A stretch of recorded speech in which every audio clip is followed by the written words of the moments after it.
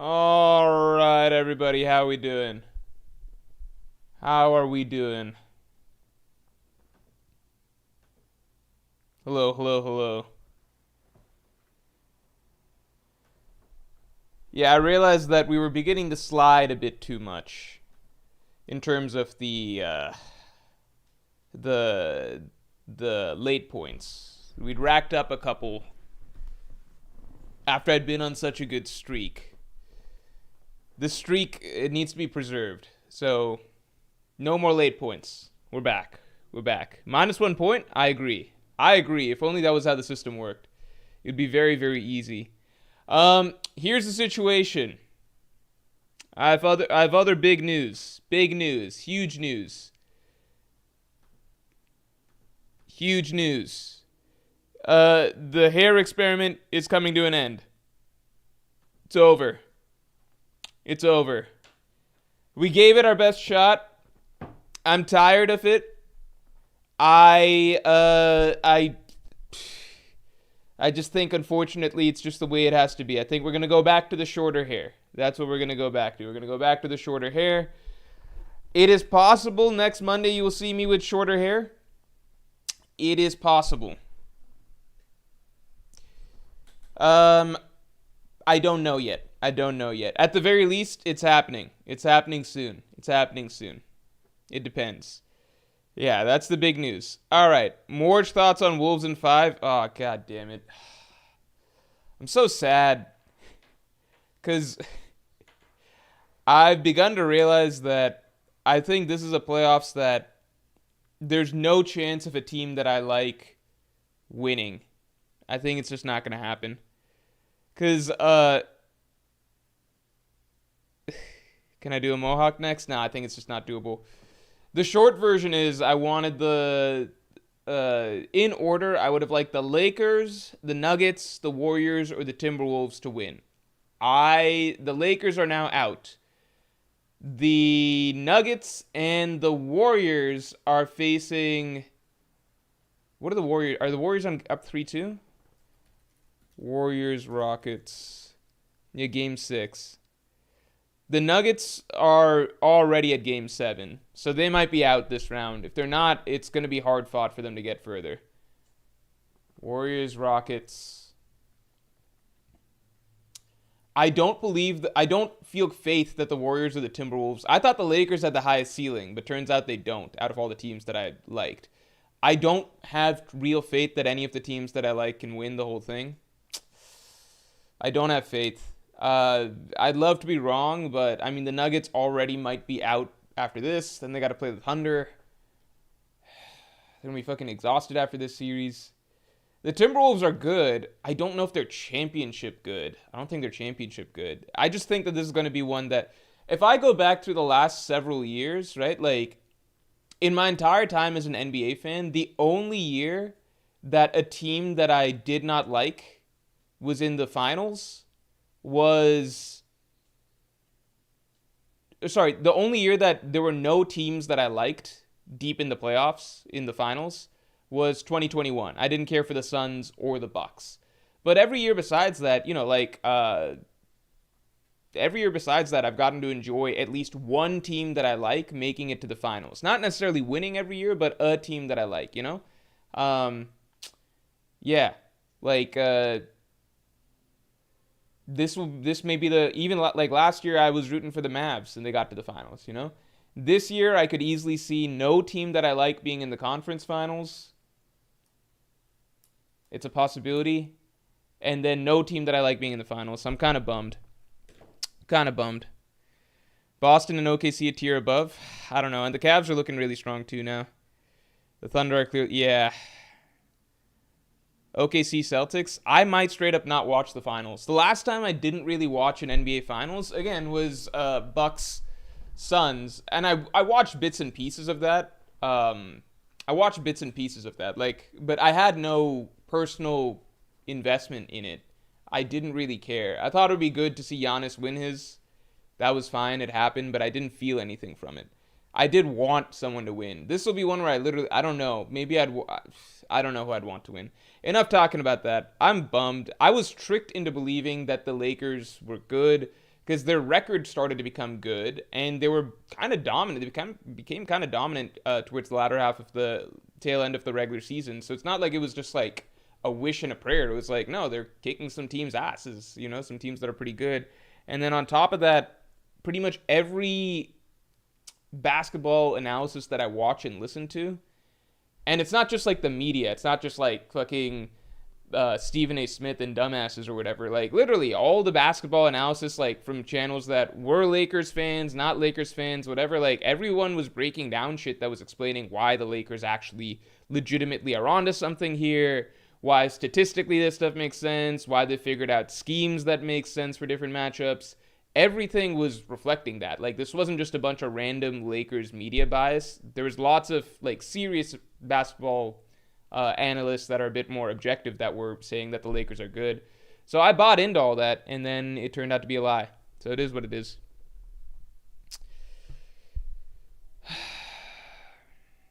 Yeah.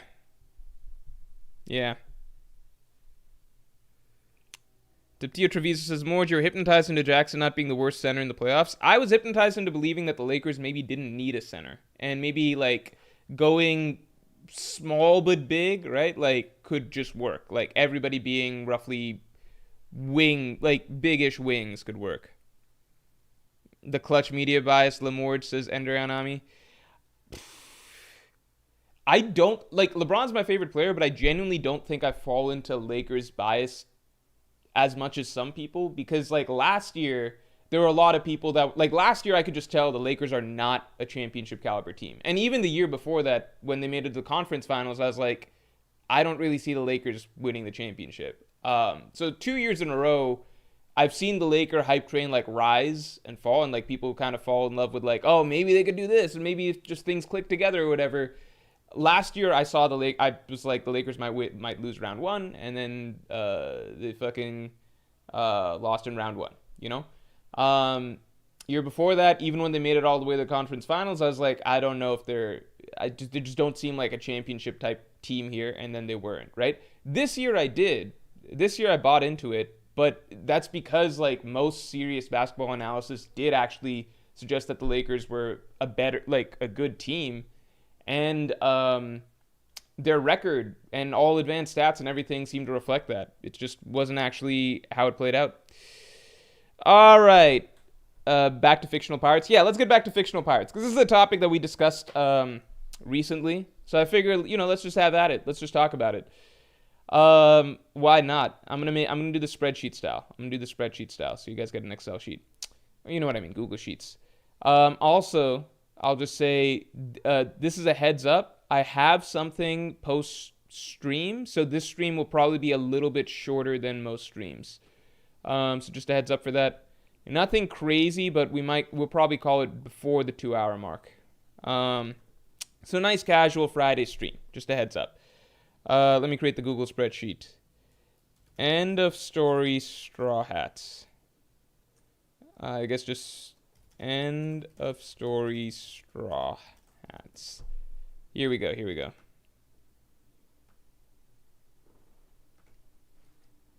All right.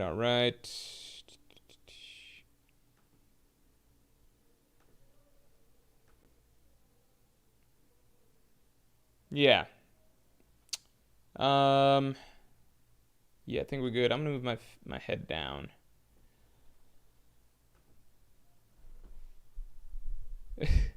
Six GM says my European brain can't comprehend any of this. Hey, Europeans are really good in the NBA now. Frimps001 says was just a bad matchup. That's arguable because the Lakers are so small and the Timberwolves are the Timberwolves the biggest team in the league? They're up there, right?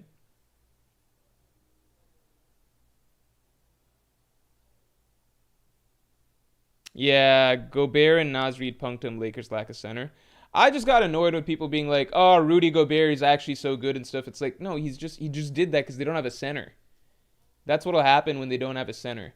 This also should put into perspective how overrated Wilt Chamberlain was, because if even Rudy Gobert can put up like really good stats when the other team doesn't have players of your size, then obviously fucking Rudy Gobert playing in like Rudy Gobert played, sorry, not Wilt Chamberlain playing in an era where there were no fucking 7-footers, like no one his size. That's gonna skew things. All right. The thing is, so some people, so I just saw somebody saying all-time Luffy #1 and Zoro #3 behind Nika. Here's the tricky thing. So I think I don't want to get into like top 20s and top 30s. Like I think with Luffy we could say end of story top 1 ever or something. But I would rather keep things in. So first we kind of have to agree on general tiers, right? First we have to agree on general tiers. So in terms of general tiers, right? I feel like the big problem is going to be like at the top level, people will debate 3 things, all right? No, okay, here's how people will debate, right? Here's how people will debate, which is like there's one way, okay, so a way you can look at it is this, right? How do I explain this?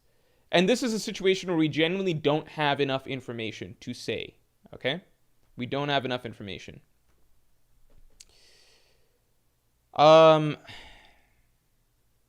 You could say that the tiers go something like this. Top tier is Yonko, then Admiral, and then I guess, whatever, first mate,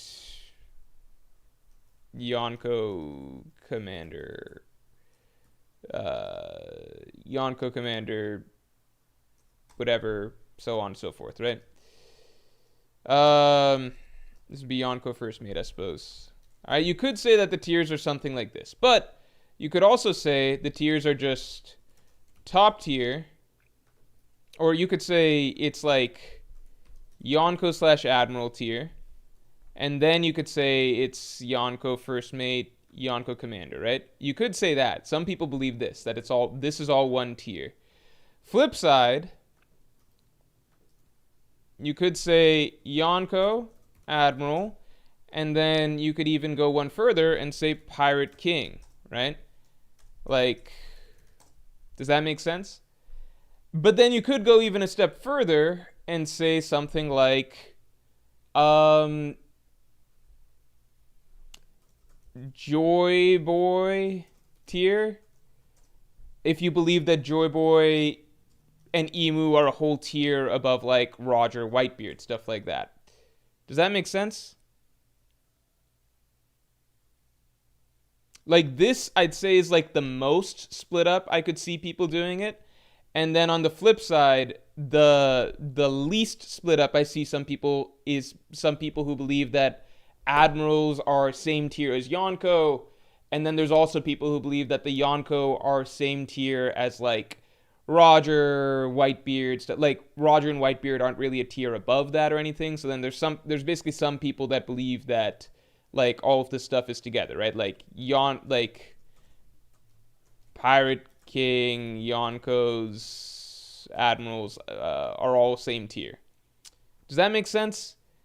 I think this is like one extreme, and then this version's the other extreme. So one extreme just like, I think if you really rate the Admirals very highly, then you're probably in this extreme, right?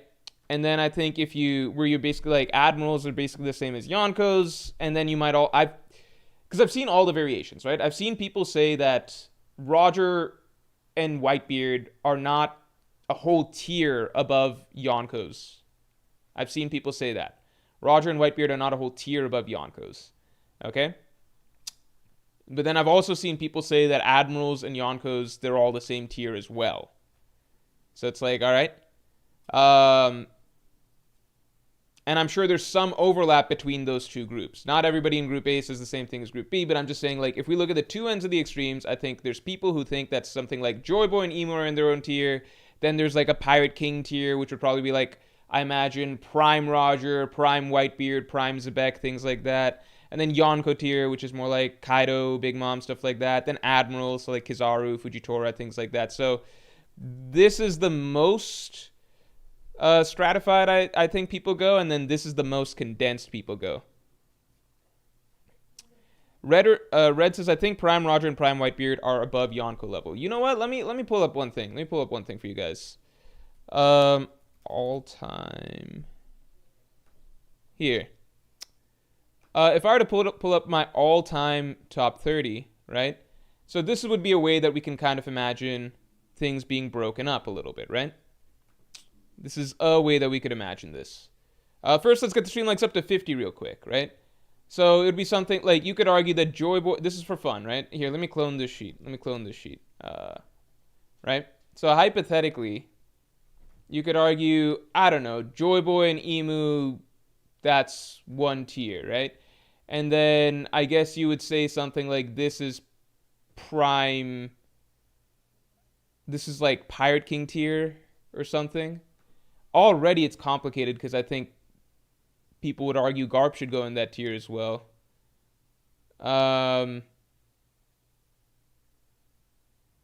This is like Yonko. Wait, no. I guess you could say this is like Yonko tier.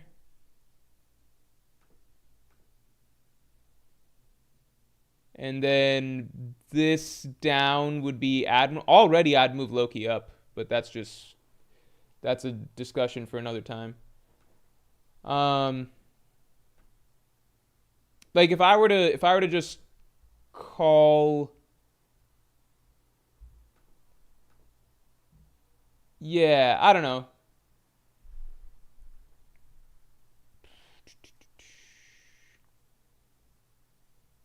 Yeah. Tip tier Treviso says Old Man Whitebeard was Yonko tier. Yeah. Yeah. William says not all admirals are the same. I think when we refer to admiral level, we're referring to like Kizaru, Fujitora, Green Bull. And then I've seen people argue that like Akainu he should fall in his own categories like Fleet Admiral tier or something like that, you know? To me, Akainu is a big question mark because to me, pre-time skip Akainu is clearly not on the same level as like he's clearly not as strong as like Kaido. Just you don't have the advanced Conqueror's Haki. However, if he developed Conqueror's Haki, which can definitely happen, if he developed Conqueror's Haki / advanced Conqueror's Haki, then he's in a whole new tier. Then he's up there with the Yonko easy. See, RH Shanks says Old Man Whitebeard was not Yonko tier. Tom says Morj, the top 10 list / streams at the end of the year are going to be so hype and fun. So many strong characters introduced. Yeah, so you know what I agree. So what I've noticed at the very least is like we have greater. So the One Piece world, I like the way Oda did it. I definitely like the way that Oda did it in that, in general. So if you go back way pre-time skip, like before Marineford, we didn't have a clear idea of like levels. We just knew that there's two categories really. Pre-time skip, there were two categories until we got to the Marineford saga, really Saboti, okay? The two categories were characters the Strides can fight, like realistic enemies, like, oh, CP9, or like fucking Gecko Morian stuff, you know? And then characters that are just, essentially what we realize now, new world characters that are just in a different planet, right? Characters that you can't really even gauge how much stronger they are than the Strides. Like, when we first met Mihawk, we couldn't tell what's the gap between Zoro and Mihawk. It was just too big of a gap, right? When we first met Ace, it was just like, okay, this guy's just way different, right? Way different. He's way bigger than this little Alabasta conflict that we're having. Same thing when we run into Aokiji. Same thing when we run into, like, Kuma, right? Like, these are characters that are just way higher up above. Kizaru, Rayleigh, stuff like that, like 100 times stronger, you know, as they said with Rayleigh. And then Marineford was us getting to finally see a lot of those characters that fall into this new world, like next level categories go at it. And then we started to get to see a bit of the how things stack up there. And we got the sense that, okay, Whitebeard, like a Yonko's commanders are not quite the same level as the admirals, but the commanders are still very impressive. Whitebeard became a point of contention because it's like, okay, how is Whitebeard doing against the admirals? That's open to interpretation. And then on top of that, how does Whitebeard stack to the other Yonko? That's open to interpretation, things like that. Here's what I like how Oda started doing things as we went through the New World. So I think that as we've gone through the New World, we've been seeing more and more, we've been getting more and more clarity on how things look like towards the bottom of the hierarchy. It's the top of the hierarchy that is still up in question. That's still a big question mark because we haven't seen, like, we've seen a lot of like characters like like Doflamingo, Cracker, Katakuri, Jack, King, Queen, Inarashi, Nekomamushi, Yamato, Sabo, characters, Zoro, Law, etc. Characters in the... We've seen lots of characters who are below the tippy top fight each other, right? So we have a clearer idea now. Like, we have a clearer picture of, like, what does a Yonko first mate look like? What does a Yonko, like, what's the gap between someone like King versus someone like Cracker or Doflamingo, right? Like, those things, we understand, like, Tobi Roppo level, stuff like that, you know? Essentially, what's the level below a Yonko's top commanders, right? We can identify parallels. We can be like, okay, so Kaido had the Tobi Roppo, and on Big Mom's crew, she's got characters like Oven, Daifuku, I suppose Perospero, characters that aren't quite Sweet Commander level, but are at the tippy top right underneath that, right? So we've gotten a lot to go off here, right?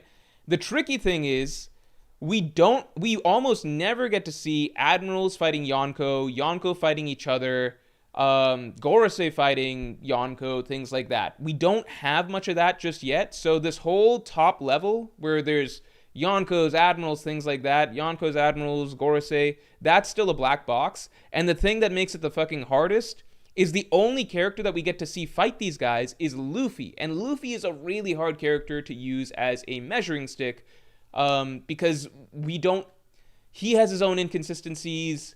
He will sometimes play down to somebody. He has stamina issues. There's just so many problems with, like, using Luffy as a measuring stick. The only two Yonko we've seen fight each other are Kaido and Big Mom fighting each other.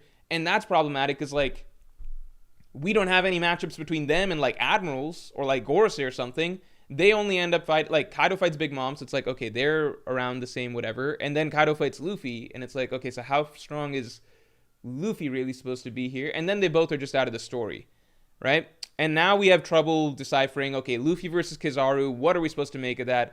Luffy versus the Gorosei. There's still debates, like, I think people really brush under the rug how Luffy versus Warkiri went, you know? I think that's a thing that people just disregard completely. Are we supposed to take that as, like, a measuring stick against Kaido? Or are we just supposed to assume that, you know what, Luffy would have figured it out at some point? All right, so here's what I'm going to do. For the purposes of this, I personally think that there are clear divides at points. I, for example, don't think that Green Bull should be in the same tier as Shanks, okay?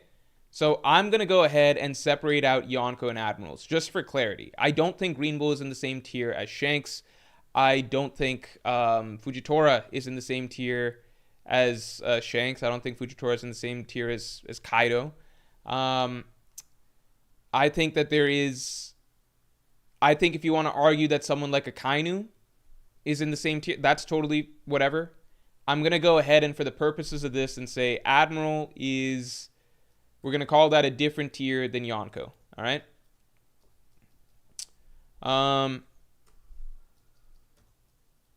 My question is, are we doing tiers above Yonko or not?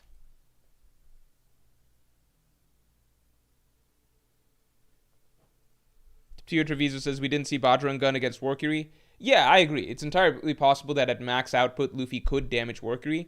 But what we did see is that moves, like basic moves that were effective against Kaido, were not effective against Warkiri. So at the very least, we know that Warkiri is a significantly bigger tank overall than Kaido. Plus, Warkiri has seemingly infinite regeneration, with only Joy Boy's Haki, the strongest Haki of all time, being able to have any sort of effect.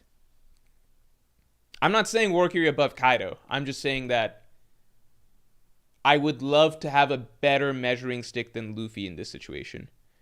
All right, let's do a poll. MOH says, nah, Yonko and Pirate King are the same. So that's something that we're not really going to be able to understand until we get to see Prime Roger, Prime Whitebeard, Prime Rocks, things like that, right? So let's see.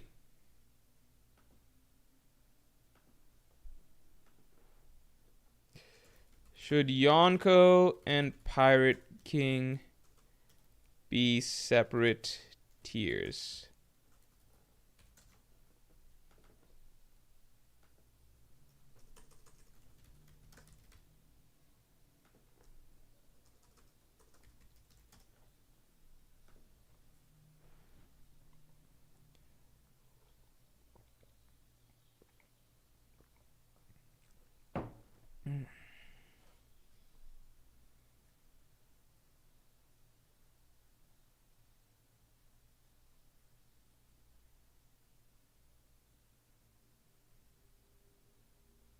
Put God above Yonko.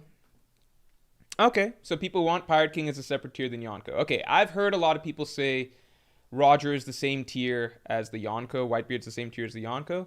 This is good. This is good. Then let's do one more.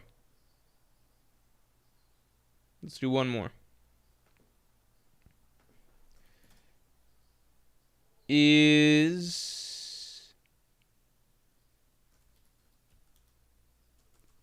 Is there a tier above Yonko? Example, Joy Boy, Emu. Oh, sorry, a tier above Pirate King.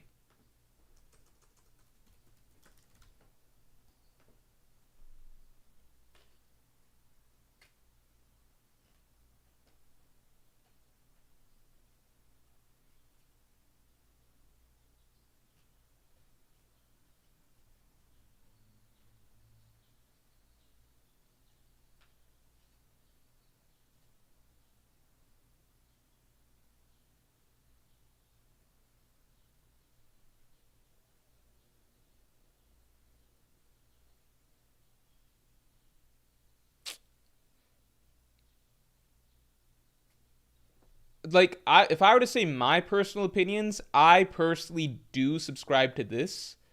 I think the further that we go in the story, the more gradations will become clear, if that makes sense. So I personally do subscribe to this idea. Like, yeah, I personally do, but I'm saying for the purposes of us doing these sort of rankings, what do we think? Is there a tier above Pirate King? Example, Joy Boy, Emu. Okay, so let's go ahead and do it. We'll go with popular. Let's just say Joy Boy tier.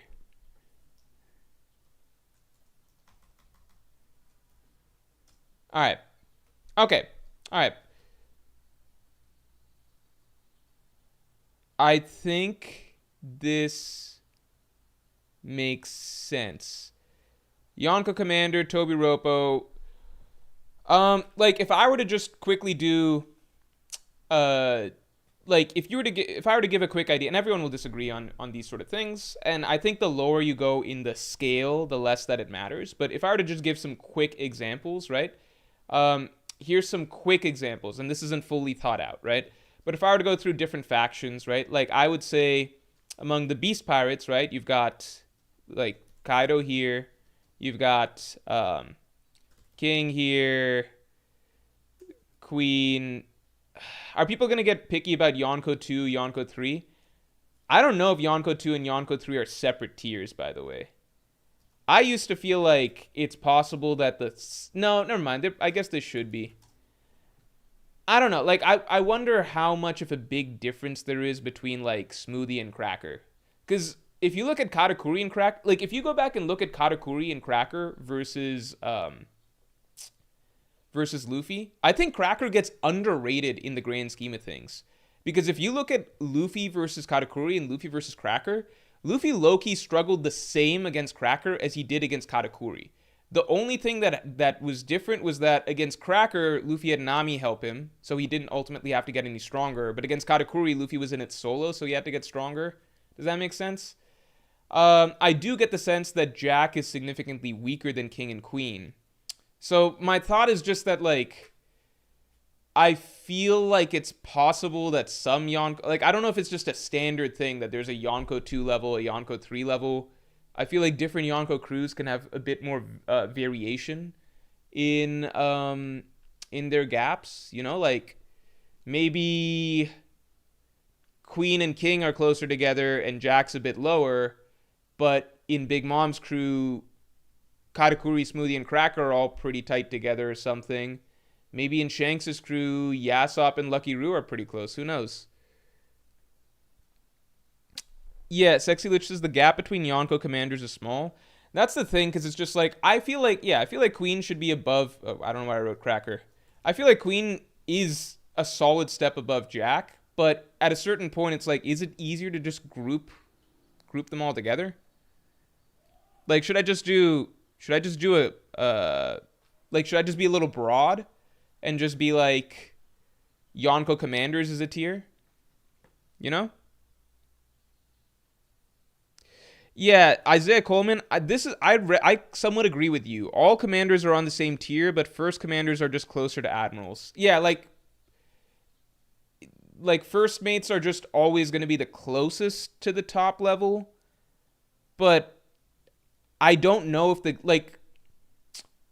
I don't know if one crew's Yonko 3 might be as strong as another crew's Yonko 2. Does that make sense?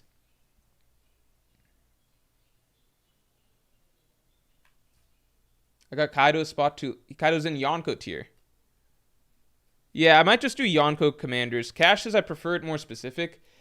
I think we might. You know what? For the purposes of this, I think it's going to be difficult to make it more specific because I think it'll be difficult to confidently claim, like, Frankie will be Yonko first mate versus, like, second commander or something like that. You know what I'm saying? Yeah, Alaxlol says Yonko 2 and 3 doesn't make any sense. The difference between Yonko 2 and 3 is very slight. Yeah. Yeah, I think, where it's tricky is that the Yonko first mate level is kind of, it feels a little special because that's where you kind of put characters that are basically almost at, like, Admiral level, but just not quite, you know? I'll just go ahead and say Yonko Commander. I'll just do it. I don't feel like Queen and Jack are... I feel like Queen is probably closer to whatever King than to Jack, but it's not whatever. It is what it is. Like, I'm just gonna give a quick example of all of these characters, right?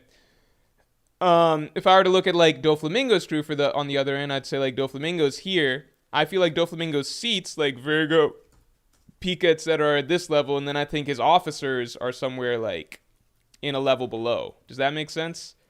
Rest of officers. So I don't really know what to call this tier because there is a tier below Tobi Roppo. I think people have kind of forgotten that there is like for a lot of the earlier parts of the New World, we were dealing with characters that were like Senor, like Senor Pink or Gladius and shit, you know?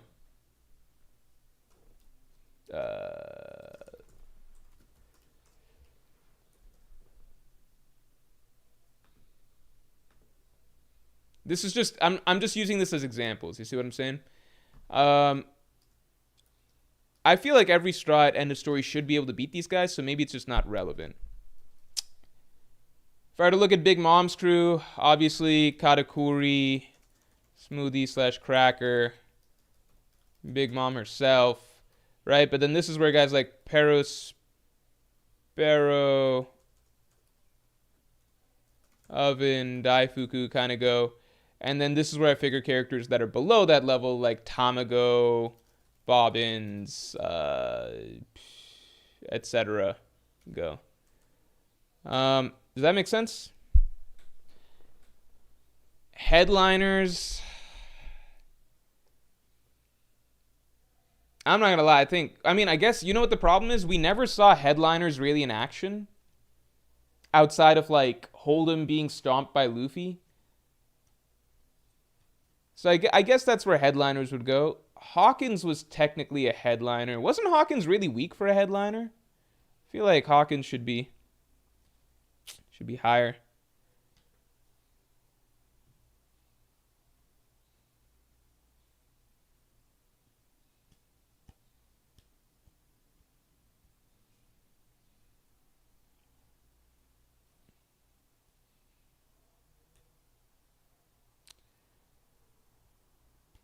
Senor Pink is Tobi Roppo level?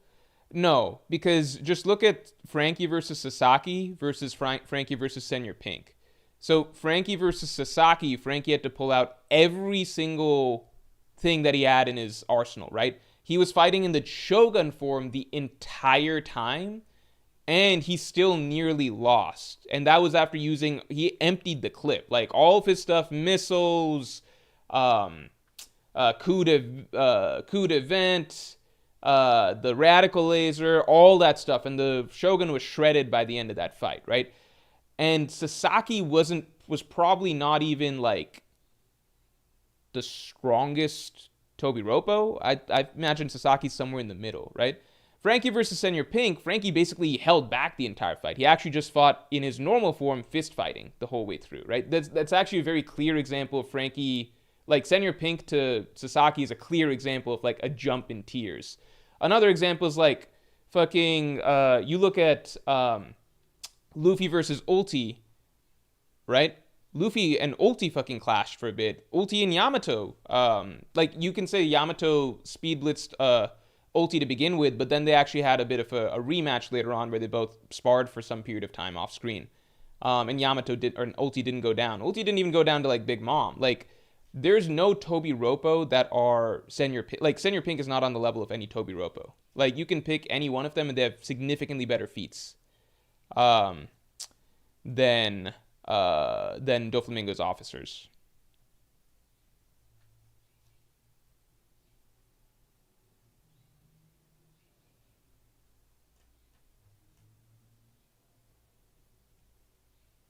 Senior Pink would smash page 1? What? Page 1 was actually legitimately a challenge for Sanji in the beginning of what do you call? He was genuinely a challenge for Sanji. Here, let me pull up. And I think you could... Sorry, page 1 was genuinely a challenge for Sanji. And you could legitimately... Where is this shit? Where's this fight? Look, this is Sanji post-raid suit.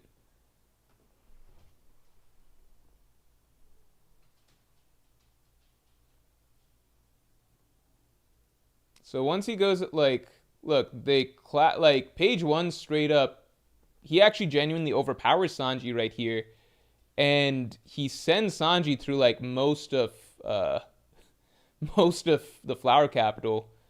Even Law's like, yeah, those ancient types, no pushover or whatever. It's not like Sanji would lose this or anything. I'm not claiming that. But it's not like a joke. It's not like page 1 is clearly above something like Senior Pink. We can even go to like you can watch the Ulti page 1 or the Luffy fight with Ulti in page 1.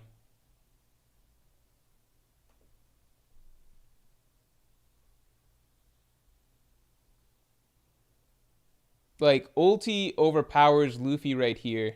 Literally. To be fair, it's her specialty, which is headbutts, but overpowers Luffy right there. Page 1 does get wrecked. I guess Ulti's no pushover. I guess you would say page 1's probably the weakest Tobi Roppo for sure. But even then, being able to overpower Sanji post raid suit, that immediately puts him above Senior Pink. Like, you gotta remember, Senior Pink on his own is not really... like, he was a challenge for Frankie, kinda, when Frankie was, like, literally not using anything in his arsenal at all. Like, Frankie was holding back as hard as Frankie could possibly hold back. I'd say probably something like 750 maybe. Whoops, chapter 75.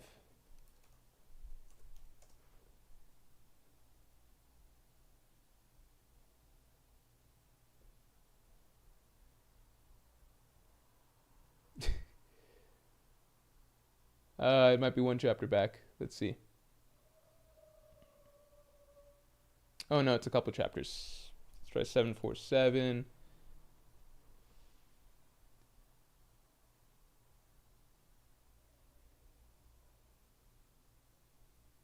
Yeah, they land among like Makvi, Senior Pink, Dellinger. None of these characters are really a challenge.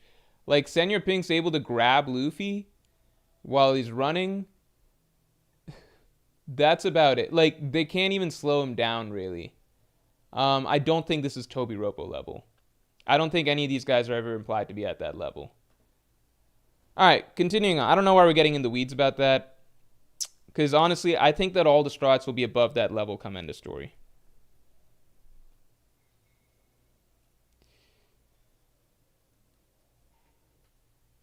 TomTom says, Morj, what about a tier for Supernova that aren't Luffy, Zoro, Law, and Kid? I don't think that's a separate tier. I think that they would just... I think we kind of saw where they would fall. Because, like, someone like X Drake falls into Tobi Roppo tier. Apu and Hawkins, I imagine they're newer recruits, but I imagine they would be probably around Tobi Roppo tier. We saw Hawkins versus X Drake, you know? So that gives us a bit of an idea that they're probably in a similar ballpark. Not Hawkins, Apu versus X Drake. So that gives us an idea that they're probably in a similar ballpark. Yeah, I think most of the other Supernova probably fall into this tier. I feel like Capone Beige probably falls into this tier underneath. He had the same rank as like Tamago and Bobbins in Big Mom's crew, which was like a chess piece rank. So I don't really know what we call this. Tobi Roppo tier. Headliners / Doflamingo officers / Big Mom chess pieces. I don't know. Is that a tier? It feels really clunky. Feels very clunky. But I feel like that's roughly where a lot of those characters go.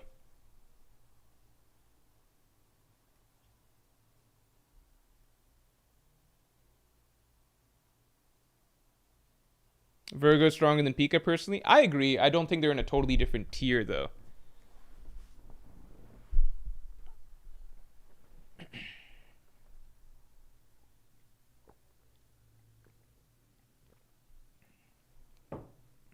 All right.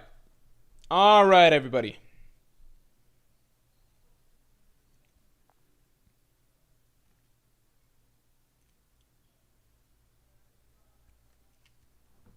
New World Officer works better in my opinion. New World Officer. How about we just say that's the title and then use this as an example?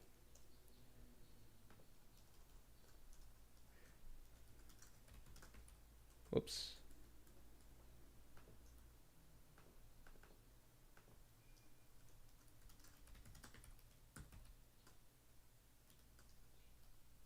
Oh, sorry, I'm missing some supers. Shakir, thanks for the two. Did you see Twitter mad about your Hellflame takes? I saw some comments about it, but I don't think it's like a big deal. I think in general I defend Zoro more than anything. I'm just gonna wait for some Hellflame clarity in the anime and manga, or really just the manga. I don't view the anime as having any sort of clarity for anything. I think the anime is just not really canon for any of that stuff. The King of Hellmo... So, Hellflame stuff, people were saying that it was already on Zoro's sword for some other attacks. That might be true. I think I have to go back and look, because the panel that I saw was people posting Enma leaking some sort of haki coming out. I don't know if that's the same as the flames or not. For the record, by the way, I think that there's got to be a distinction between... not a distinction.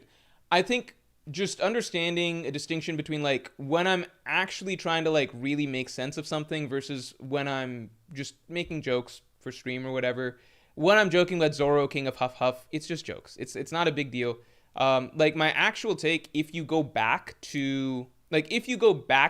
right, to my chapter reviews or streams when Zoro defeated Lucci, the move that Zoro defeats Lucci that has a lot of Black Lightning and stuff, my take was basically, I don't know what Zoro is doing before this exactly. I'm just going to leave that ambiguous, but clearly this finally here is an example of him using Advanced Conqueror's Haki. That was my take. So I'm not trying to say I'm taking like a hard stance that, oh, this stuff before was, Hellflames or not. Or sorry, Hellflames was Advanced Conquerors or not. I'm mostly just pointing out how silly it is, the situation that it's... there's so many technicalities to it. It's like, okay, if the flames are on, that's when we call it King of Hell mode. And King of Hell mode is Advanced Conqueror's Haki mode Zoro. That's his strongest mode. But if the flames are on when we don't like it, then that means that that's not King of Hell mode, but it is Hellflames on mode. And that means Hellflames is Conqueror's Haki, or not Conqueror's Haki, Armament Haki. But we don't really have much examples of that being a thing before any of this. So to me, it's more so just the absurdity of the of Zoro's power system. And I do think that Zoro fans in general are by far the most reactive to his stuff.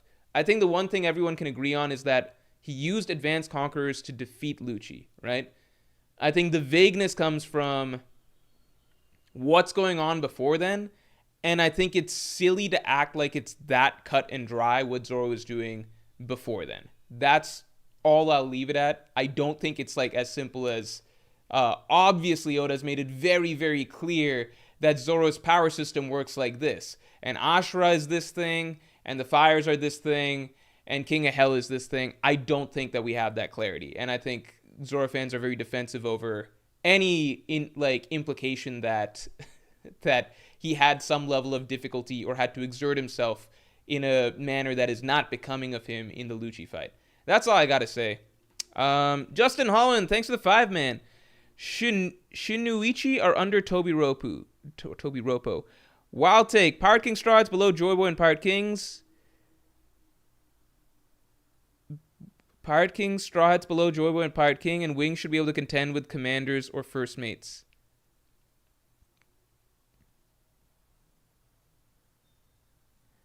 Pirate King strides are below Joy Boy and Pirate King.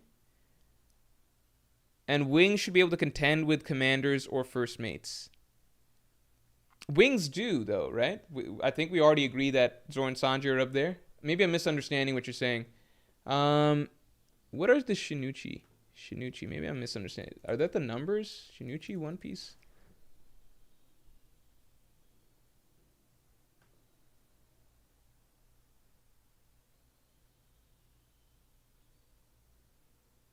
I don't know what Shinuchi mean.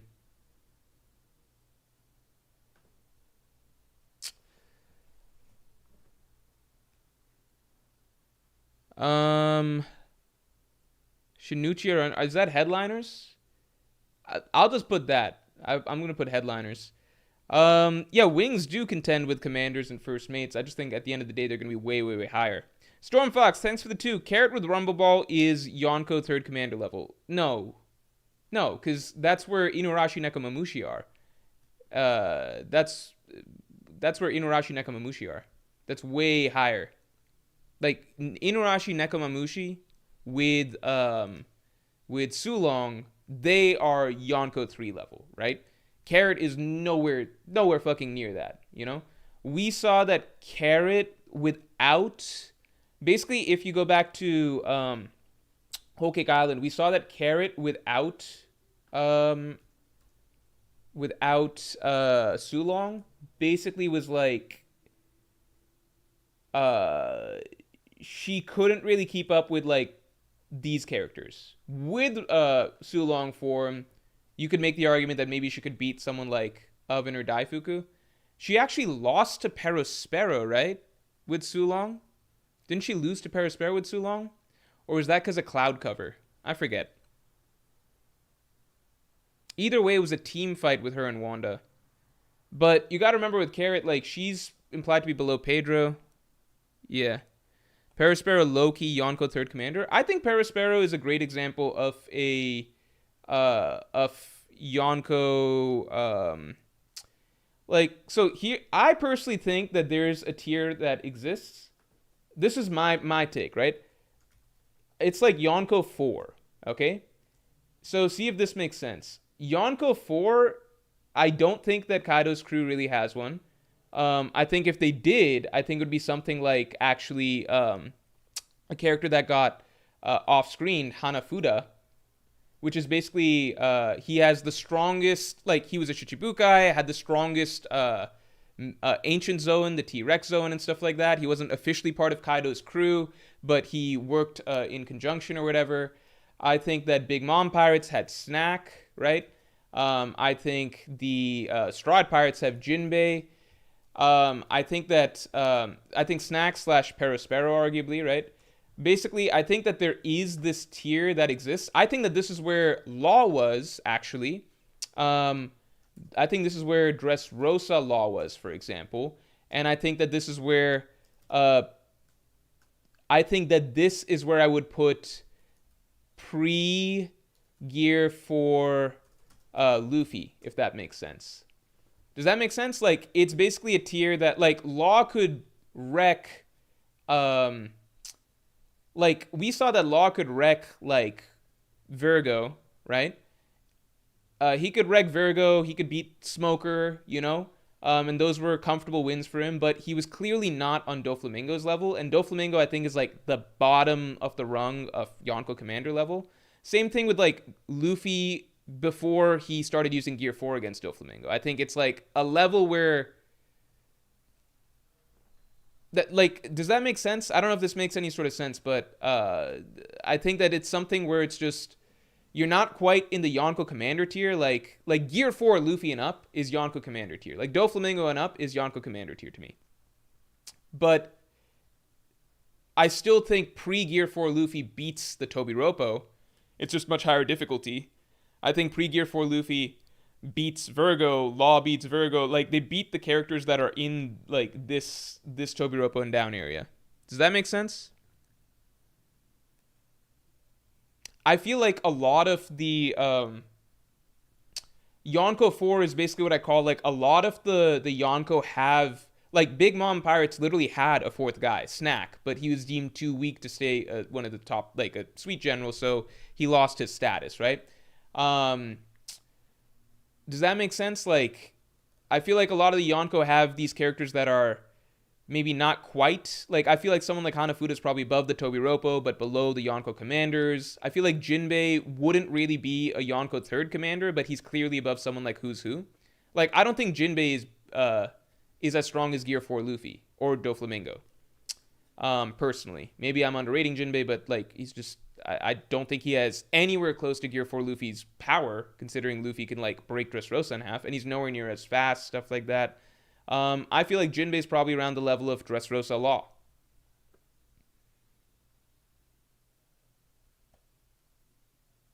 Yeah, Snack is, like, the example of that.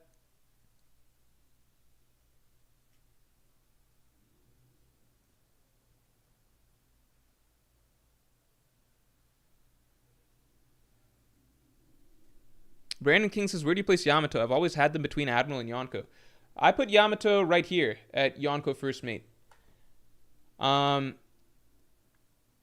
think people have started to say that there's a level above. So this is, I think usually when people talk about Yonko First Mate, they put in these, like, how do I say this? So people have started to say that Yonko First Mate is like Marco, like obviously the first mates, right? Marco, Katakuri, King, stuff like that, right? And then people say that there's a level above Yonko First Mate, which is like touching Admiral level, which is supposedly like Yamato, Zoro, Kid, Law, stuff like that. My argument is that I feel like Yonko First Mate is just a bigger tier than people think. So even though Yamato is stronger than someone like Katakuri, I just view this as a fairly large tier. Because, like, what about someone like Ben Beckman? Where does Ben Beckman fall? Okay, well, Ben Beckman is also a Yonko First Mate, and I think a lot of people would guess that Ben Beckman is probably around as strong as, like, Yamato, Zoro, Kid, Law, right? So at a certain point, it's just like, is there really that bit, like... At that point, two of the Yonko First Mates, Zoro and Ben Beckman, are fucking Yonko First Mate, like, they're somehow above Yonko First Mate tier, but, like, they're by definition representative of the mark of the First Mate situation. Like, does that make sense? Like, to me, I just don't think there's a clear tier, like, full tier between Yonko First Mates and Admirals, so I think it's just easier to call it Yonko First Mate. Does that make sense? Because, like, it'd be weird to say, like, okay, these three are the First Mate tier, and then these characters are all above First Mates, but then this character's a fucking First Mate, and this guy's a fucking First Mate. And I don't think, like, this is my own personal views, I don't think Kid or Law have done anything to indicate that they're above, like, Marco, personally. Like, Marco fucking made Big Mom run away, made her run away by himself while she had Perospero with her. That's not, I don't really know what to say. Like, I don't know. So I kind of just keep that all together.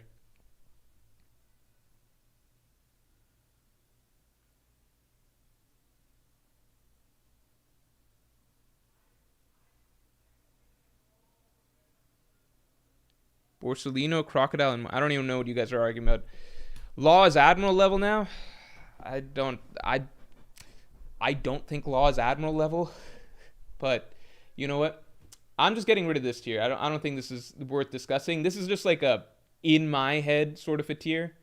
Like it sort of made sense to me, but I don't think there's anything that really exists to really prove it. I just feel like there's maybe a bit of a gap between, like, if you look at Who's Who as the low, as like the upper end or something like that of Tobi Roppo tier, or like maybe like Ulti, and then you look at the lower end of Yonko Commanders, so like Doflamingo or Cracker, I think Doflamingo or Cracker would fuck up. Like, I feel like there's a big gap there. So that's why I'm just like, maybe there's like a mini hidden tier in between or something where characters like, you know, like I don't think Jinbei's beating Doflamingo.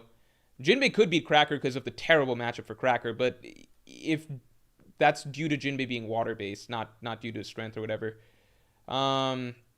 Pre-Gear 4 Luffy, Dressrosa Law, that's where I put certain characters like that. Like, I feel like they'd be around Snacks level, you know? Same with Yuruj. Yuruj would probably be above Tobi Roppo, but below the Yonko Commanders. I don't know.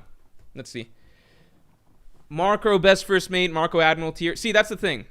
That's the thing. So if we're like, if you start having arguments for all of these first mate level characters for being above first mate tier, to me it's just like, how about we just say first mate tier is a fairly broad tier, and it goes from like, you know, like maybe I guess Katakuri as the lower end all the way up to close to Admiral level, which maybe might be Ben Beckman or some shit. Continuing on. Hanasi the Truth, thanks for the 5. I feel like you forgot that the Flying Six are the strongest headliners, and Hawkins and Apu aren't weak. They're just not top 6. Also, Sasaki is above page 1. I feel like Hawkins and Apu are probably both above, like, page 1, right? Like, Apu was legitimately a problem for Luffy and Zoro right off the bat, and then Apu held off Zoro and X Drake for a hot second. I don't think page 1 could do that.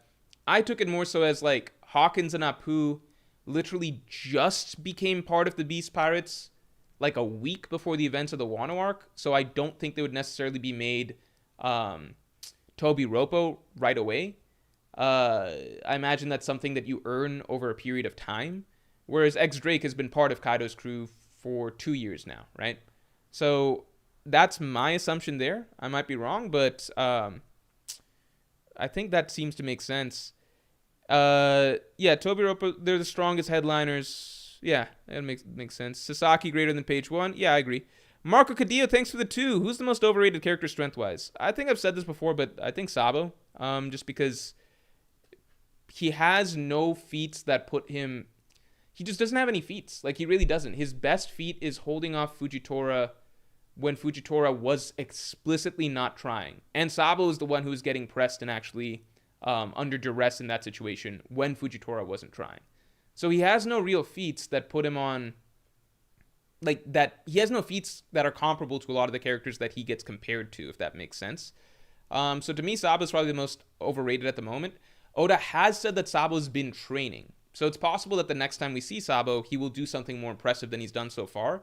But he has never done anything impressive. And it's weird because, like, with Sabo, almost nothing can be held against him. Because it's like, not nothing can be held against him, but it's like people like him so much that they will take something that does nothing for his combat strength. And they're like, well, he ran away from the Gorosei that one time. It's like, okay, well, why is that? How do you even use that to scale him against, like, first mates and stuff? Like, what the fuck does that even mean? He ran away from the Gorosei. How is running away is not a feat, but people are itching for Sabo stuff so much that they will take that and run with that, you know? Also, let's get the stream likes up to 100 real quick, because we're almost there. Justin Holland, thanks for the 5. Shunichi is the level right under Tobi Roppo, and I meant end of story Strat members who aren't the monster trio should be able to contend with Yonko first mates through Yonko 4. I low-key somewhat agree with that. Let's get into our rankings real quick. Pass D Cash, thanks for the 5. Old Rayleigh was boxing with an admiral. Does that put Pirate King wings in their prime at Yonko level? If so, will end of story Luffy's wings be greater than Yonko level? That's what we're going to get to discuss shortly. That's what we're going to get to discuss. I personally think that do think that Prime Rayleigh was definitely Yonko level. It's just, I put out a whole video explaining why the wings of the Pirate King are such a big deal.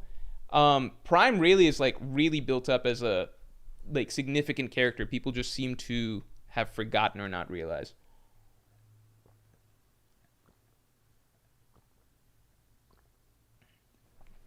All right. Meek, thanks for the 5. How strong do you think Kolgara would be, relatively, if he were to be placed in the modern One Piece story? In fact, he's my favorite character in One Piece. I'm not. I don't know. I think it's really fucking hard to rank Kolgara. There is one thing that Loki is a big slight against Kolgara, which is that he didn't he didn't do a good job against the fucking random ass Sky Island people that he was pitted against. Like, he fucking lost Chandra to the Sky people, you know? Maybe that happened after Kolgara died or something, but like, if you're Kolgara and you're that strong, then wouldn't you just like fucking stomp the Sky people, like God in them, that are trying to take your land? Wouldn't you just stomp them and then like make it your territory permanently? So that's kind of a big knock against Kolgara that I think people don't talk about. It's like, bro, how'd you lose your land to the random ass Sky people? Because if you look at the God of that time, he does not seem like an intimidating guy. I don't think that guy is like Pirate King level or Yonko level or something. He just seems like a random dude. Loki seems a lot like Yama more than anything. So it's like, bro, you fucking lost your land that easily? It's not really that impressive. But Kolgara and Nolan were both able to kill that snake relatively easily, and the Straughts really fucking struggled with it. Flip side, I think it was mentioned that the snake's descendants were a lot stronger than the original snake. I don't know. I might be misremembering that. All right. All right.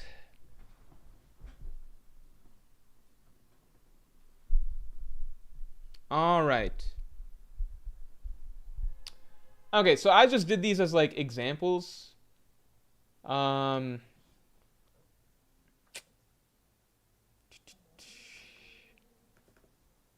Chess ranks to clarify. And I think, you know what also often helps me when I'm thinking about like tiers is if I've got a couple examples. All right? Because that gives you like, I feel like people can quickly get upset when they hear like, oh my god, you think Sanji's only going to be like this level or that level or something like that. But then if you list out some examples of a character, then I just use Sanji as an example, okay? Or like Zoro. It doesn't matter. If you list out some examples of what you mean by that tier, then it might make sense. Tiers, all right? Then we'll get to Strahds here.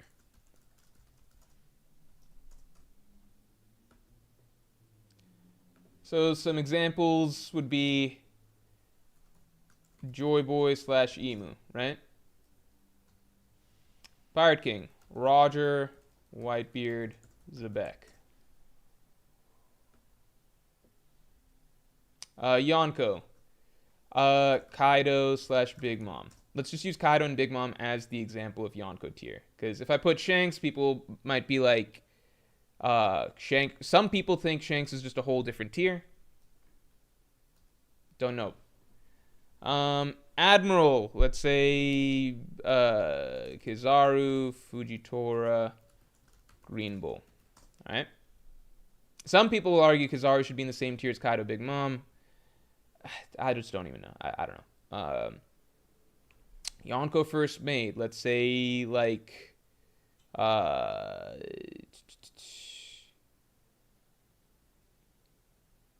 Marco King Katakuri, right?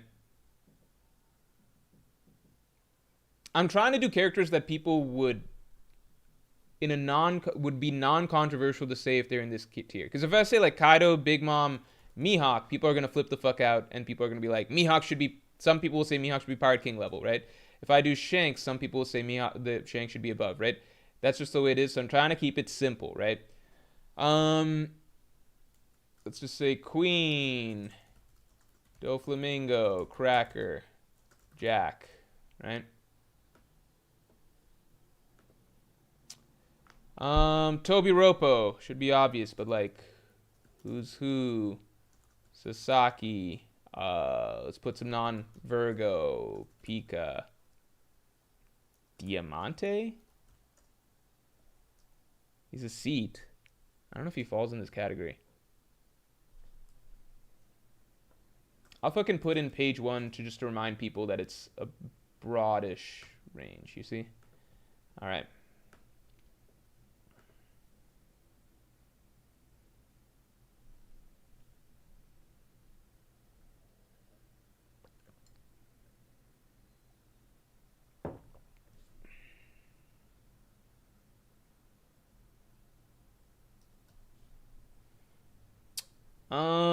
Let's go ahead and put in like Senior Pink, Gladius, Machvis, shit like that.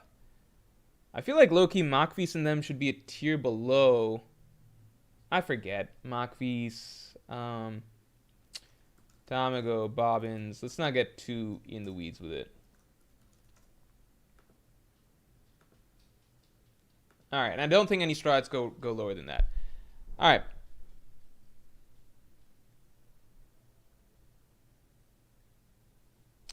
All right, let me catch up on supers here real quick. You guys can think about what I just put down. Akash, what's up, man? Thanks for the 5. Strahd will have beat Blackbeard's Titanic captains by then. Will they all be Yonko commander level? Usopp and Frankie will surpass their fathers, Yasop and Queen. So I think here's the tricky thing with the Straw Hats. I do think Frankie will surpass his father. I think Usopp's a really difficult case because Usopp is a character that I think will always be hard to scale. I think also same with Nami, because I think no matter what, Oda is going to write the circumstances of their fight to be lenient towards them. So I feel like Usopp, despite the fact that he will likely beat Van Augur in the end, I don't know if that'll mean that he'll be stronger than Van. Like if you just drop Usopp into a fight and say like he has to win this, right? I don't know if he's going to be I don't think he'd be Yonko commander level. I don't think he'd be Yonko commander. But I think that if you gave him the right tools and the context, I could see him beating someone really well above his weight class, like a Tobi Roppo level character. Maybe higher end of story. We don't know. Okay. Nami, same thing. With Nami, what Oda does tends to be a little different in that, like, with Usopp, Oda has to come up with specific circumstances that allow Usopp to get the win. With Nami, Oda's go-to is basically just don't have the character actually try to fight Nami the whole time. So, for example, like if you look at the Miss Doublefinger fight, Miss Doublefinger is just like she's just taking it easy on Nami for the majority of it because she views Nami as that helpless. If you look at the Khalifa fight, it's even more blatant where Khalifa literally takes a break and goes to take a bath. Like, Nami beating Khalifa does not mean Nami is stronger than Khalifa. If you look at the fight, Khalifa could have killed Nami literally any time that she wanted to. Nami was helpless on the ground while Khalifa was taking a full-on bath, right? Also, Nami had to get saved because, like, Chopper burst in monster form and stuff like that. And then the ulti fight is obviously a whole shit ton of shit. Like, literally a Yonko had to come through and interfere. Tama and the fucking dog thing came in. Like, there's a million things that happen. So I think that Nami and Usopp, despite the fact that they will likely be able to beat Blackbeard pirate commanders towards the end, I don't think that means that they're going to be that level. I also don't think that all the Blackbeard pirates are traditional Yonko commander levels. I think that, like, just because they all have the same rank, they have the traditional gradations where, like, I imagine... I don't think it's a whole crew of, like, 10 Doflamingo level characters. Not even close. I imagine, like, Vasco's shot is on the weaker end of things, you know?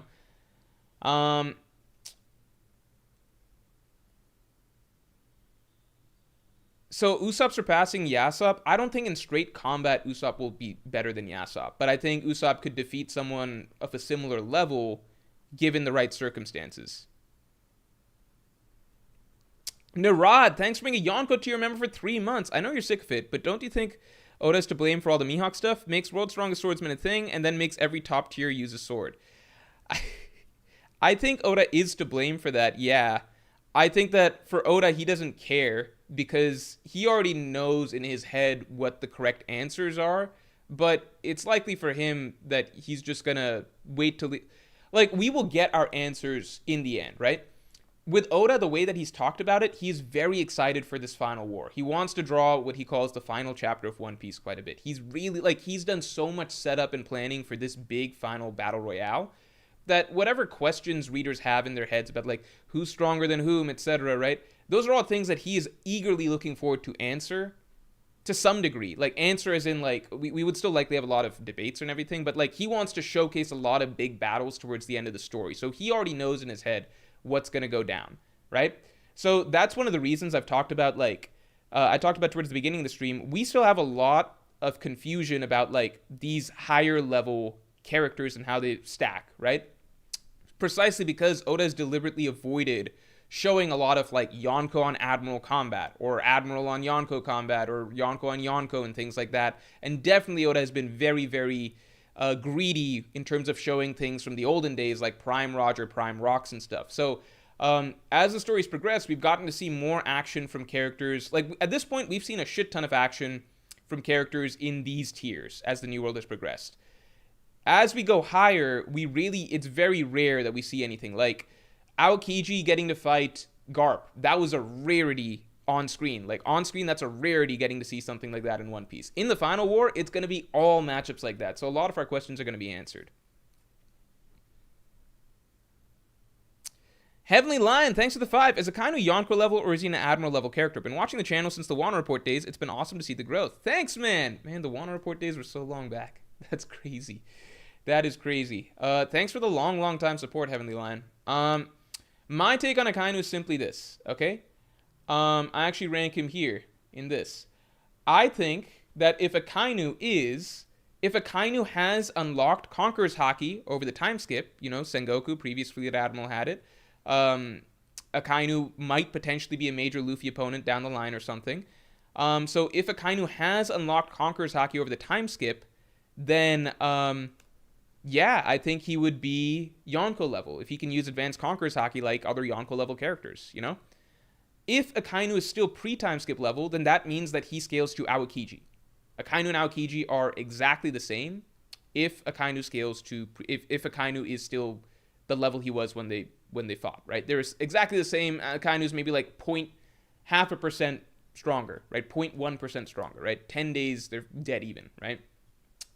So I basically view, if it's pre-time skip Akainu, like the same version that we saw at Marine Ford, same version that we saw fight Aokiji, I feel like he would not quite be in Yonko level. Like, to me, essentially what we saw is that the Yonko, if they're fighting, they're fucking splitting the sky. That is basically, that's where you are the strongest of the strong at that point, you know? That's what, like a single punch, single clash between you two will split the sky. I don't think Akainu is, if he's just equal to Aokiji, I don't think Aokiji is Yonko level, right? So to me, the question with Akainu is simple. When people talk about is Akainu Yonko level or not, the real question is, do you think Aokiji is Yonko level? I think most people hesitate to say Aokiji is Yonko level. There you have it. If you think Aokiji is not Yonko level, then Akainu's not really Yonko level. Or if you think Akainu is Yonko level, then you think he's like the absolute weakest of the Yonko because he's only like a hair stronger than Aokiji, right? So that's the real question. Do you think Akainu, or do you think Aokiji is the Yonko level character, right? Ask yourself that first. Then ask yourself, do you think Akainu may have gotten a Haki Bloom or something? Do you think he may have, you know, with his increased role in the story, narratively, do you think that warrants maybe him having gotten a Haki Bloom? Do you think he's a Luffy opponent in the future? A big part of the question is, do you think he's a Luffy opponent in the future or a Sabo opponent?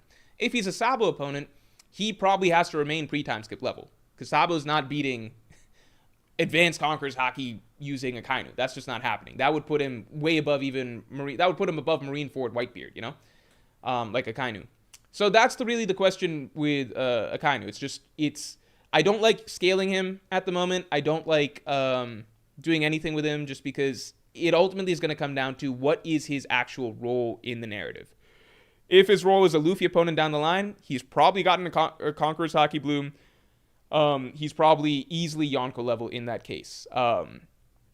If he is not a Luffy opponent, then Oda probably is not going to write a Conqueror's Haki. Oda's probably going to write him at the same level he was pre-time skip, and in that case, he's probably just going to be the same as Aokiji, which is, I think, high up, like a very strong admiral, but not quite Yonko level to me. Oh,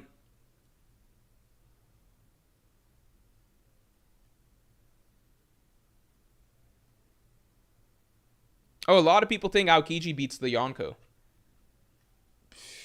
Okay, I don't want to get in all that. I don't want to get in all that. I don't think Aokiji beats all the Yonko personally. But, I don't know. L, thanks for the 2. Drug Lord, Chapo, Admiral level, end of story. I don't know about that.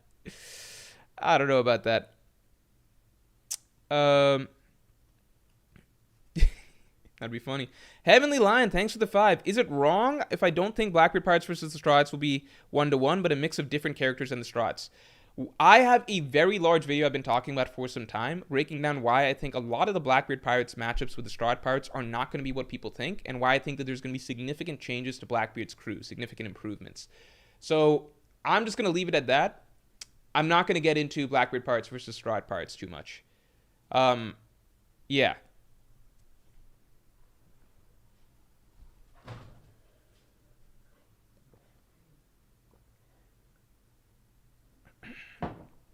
All right, let's get into the Straw Hats, end of story. I think easy first number 1, Luffy, right? Easy number 1, Luffy, I think, goes in this tier. I think where you get complicated right off the bat is Zoro and Sanji. Literally right off the bat, I think it's complicated.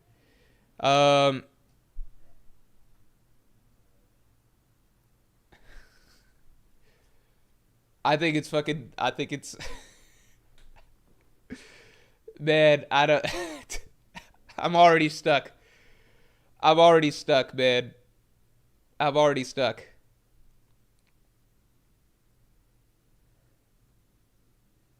Here's my take. Okay, here's the funny thing with Zoro and Sanji, right? Here's the funny thing with Zoro and Sanji. If you think that Zoro's final end goal... Hey, Harley, Casey, no. I think there's 3 ways you can look at it. Which is Zoro should be stronger than Ryuma. No, sorry. Okay. There's 3 sort of Zoro-esque figures that we have, right?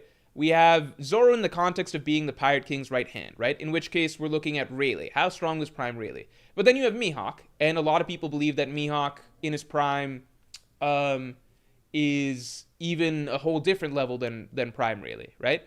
And then you've got Ryuma, where people are like, some people believe Ryuma is above, like, everyone except Joy Boy and Emu.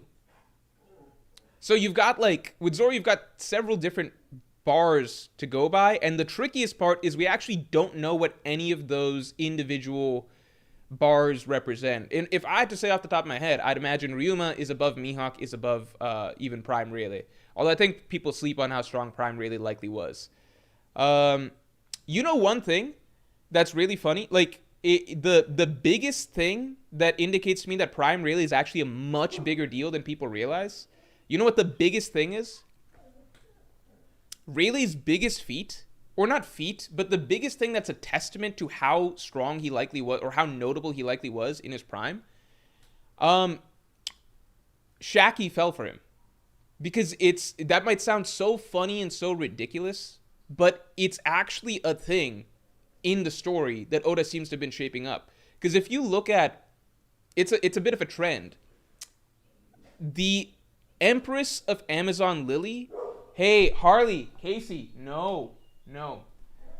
Generationally, the Empress of Amazon Lily of each generation tends to fall for, like, the most notable male figure of that generation, just historically. Gloriosa is implied to have left Amazon Lily because she fell for, and it's a little unclear right now, but she fell for either Whitebeard or Rocks. Boa Hancock, the current Empress of Amazon Lily, fell for Luffy, the Pirate King. If you go back a generation, Shakuyaku, she fell for Rayleigh. That is kind of crazy. That's kind of crazy. And you know what's funny? There's another generation of Amazon Lily Empresses who died of love sickness, unrequited love. I wouldn't be surprised if she fell for Roger. This is total speculation at this point, but I wouldn't be surprised if she fell for Roger and that wasn't reciprocated. It's kind of interesting.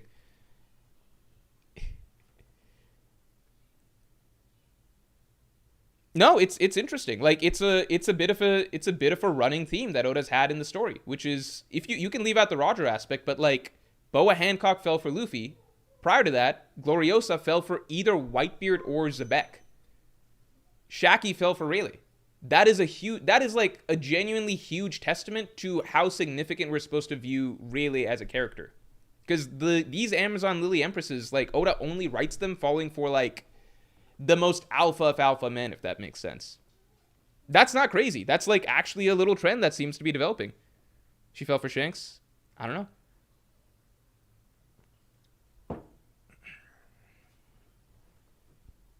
If you don't think that's intentional, I don't really know what to say. Like that's kind of a trend that seems to be developing. This is the waifu tier list. Wife scaling it seems to be a thing in One Piece. Oda only has these Amazon Lily Empresses fall for like the generationally great pirates. They are unmoved by any dude except for like super extraordinary generational greats. That's low key. That is low key Rayleigh's biggest claim to fame. Like getting an Empress of Amazon Lily to fall for him, because the others are Luffy, Pirate King, Whitebeard or Zebex, Pirate King level individual. Shaki fell for Rayleigh. That's a big fucking deal. Big fucking deal. Growth Stonks. Thanks for the 5. Hi, Morj. Do you think Elbaf threat level will ramp up like Egghead? 3 Holy Knights, 3 CP0, then a Yonko / Kizaru figure, then the full Gods Knights / the 5 Gorosei. That's a really cool little parallel you just pointed out. The 3 Holy Knights and the 3 CP0 as like the mini boss threats early on. I did not think about that. Or like the early Vanguard threat. I do think, hey, you guys have to come inside if you bark. I do think that the climax of the arc will feature a much larger force. I don't think it'll be identical like a Kizaru figure, 5 Gorosei figures or whatever, but I do think that end of the arc will have a much larger force. But already the 3 Holy Knights that we have are a significantly bigger problem than the 3 CP0 that we had. Continuing on.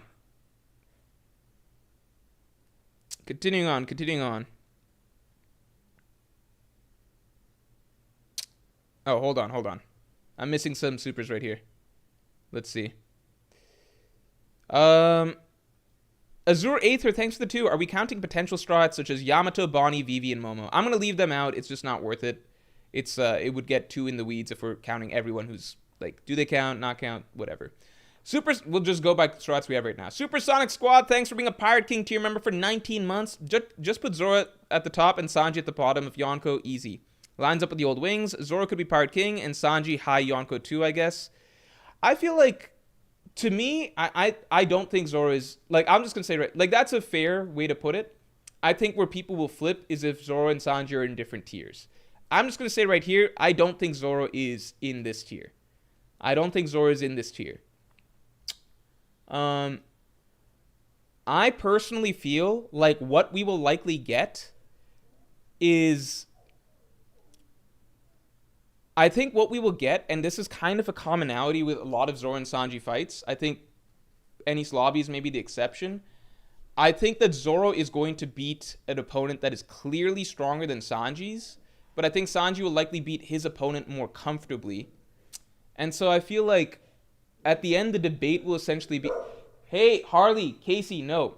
I think at the end of the story, my prediction right now is that Sanji is his final opponent will be a character that is probably in the Admiral range, okay?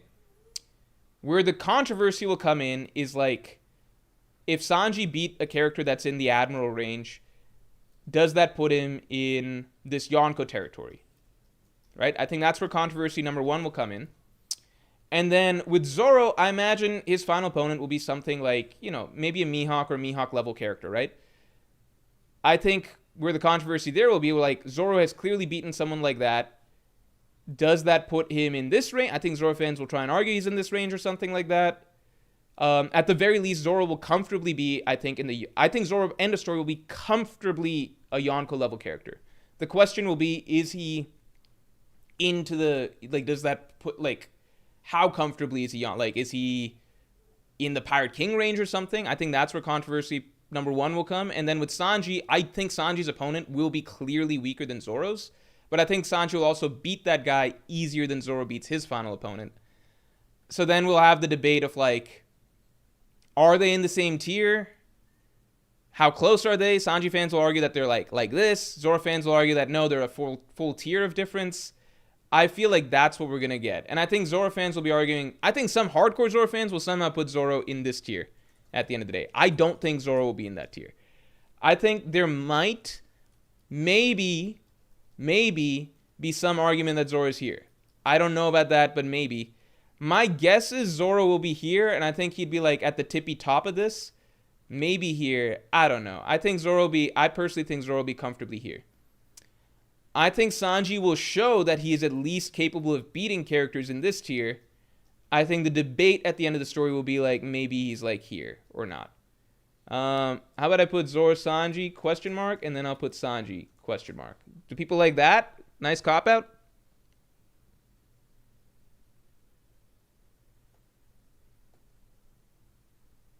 Dick so small, I piss on my balls. Thanks for the 5. Wholeheartedly believing he'll find a seed that doesn't exist and never backing down from his principles. Screams Sanji's the supreme king. I think the ocean that does. I think believing he'll find a seed that doesn't exist doesn't really mean much, because, like, that's not. I don't think that's that. That's like fucking saying no. Mont Blanc cricket is Conqueror's Haki user or something. But the never backing down from his principles, I could see an argument for that, because that is like an extremely strong iron will aspect of Sanji. I could see an argument for that. I could see the argument there. That's a great point, honestly. Growth Stonks, thanks for the 5. Hi, Morj. Do you think Elbaf threat level... No, we covered that. We'll cover that. Brim, thanks for being a Yonko tier member for 6 months. Sup, Morj. Hope all is well. Just wanted to remind you to read Peak Lock. I'm probably never going to read Blue Lock. It's just never going to happen. All right, let's see. What tier Zoro in the end? Let's do a poll. Pirate King Yonko.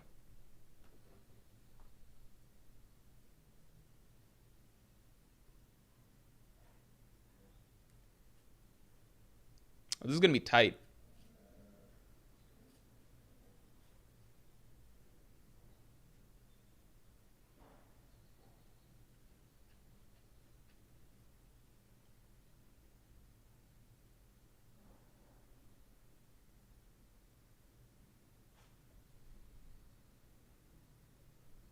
Oh my god, this is tight. You know what? Fine. Here. I'll do this. Zoro question mark, Zoro Sanji. Zoro's either going to be Pirate King or Yonko. Sanji will either be Yonko or Admiral. I think there's no reality where Zoro's like Pirate King and Sanji's like Admiral.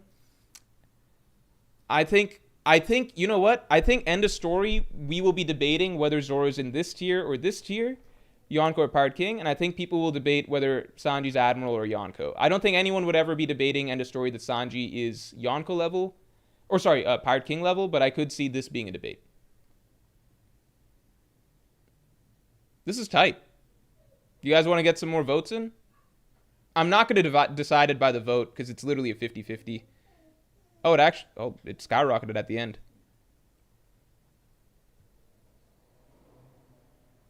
It jumped towards the end, but it was 50-50 for a long time. I'm not going to decide.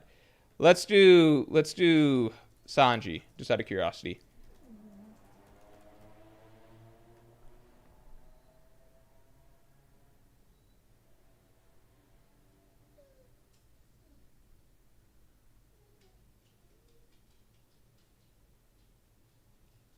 More people lean towards Sanji being Yonko level.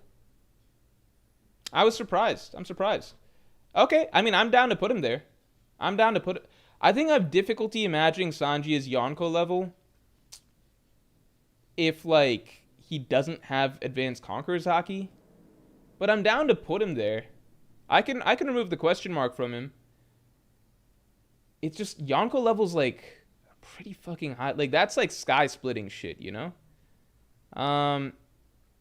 Let's Like, I'm not saying Sanji couldn't be there. I'm just saying that I'm more surprised that it's like this overwhelming that people think that like 70% of people think that Sanji will be there. I thought he'd be fringe, like you'd have an argument for or against, but it seems like 70% of people think he'll be there. So you know what? I'm down. I'm down. I'll put Sanji here. Let's say here. I think I'm just gonna keep Zoro. We'll do Zoro as the question mark. Zoro question mark here. Zoro question mark there. I'll put Sanji there. You know what? Let's do it. Let's do it. I think it makes sense. Is there Aether? Thanks to the 2. Always been side by side, best next to each other. Sure. I don't think that literally means they're... Never mind. I'm always going to believe that there's a gap between Zoro and Sanji. It's just a question of how big that gap is. Same as there's always going to be a gap between Luffy and Zoro. It's just going to vary from time to time how big the gap seems to be. All right, moving on. I think no Straw Hats will be Admiral level.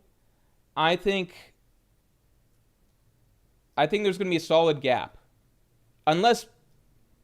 I think Bonnie's a wild card, but we're not talking about her. Here's who I think is going to be Yonko Commander level, all right? I think Frankie... We'll do commas. Frankie, Robin, Jinbei. I think we'll all make it to Yonko Commander level.